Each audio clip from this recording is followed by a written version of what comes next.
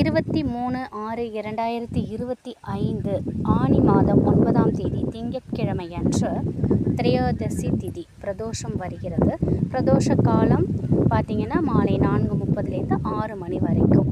நீங்கள் கோவிலில் போய் வழிபாடு செய்தாலும் அந்த பிரதோஷ நேரத்தில் உங்களால் முடிந்த பொருட்களை வாங்கி கொடுங்க. அதுவும் இந்த வாட்டி பிரதோஷம் சோமவார பிரதோஷம்னு சொல்லுவாங்க, அதாவது திங்கட்கிழமையில் வருது.